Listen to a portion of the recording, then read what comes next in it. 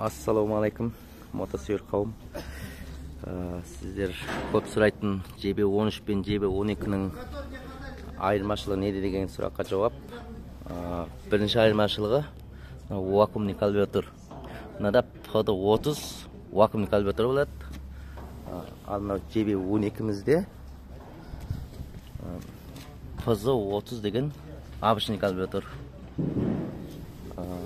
Мынау вакуумный карбюратор жалпы кішкене 3-4 аттың күшін артық береді. Ол енді қыста тоңып қалудан сақтайды. Екінші айырмашылығы мына септер. Септер сәнеки сеп болады. JB12-де міне обычный сар сеп. Сол екі айырмашылығы бар. Қалғанысы полный бірдей, дизайны, шлемдері, моторы барлығы бірдей.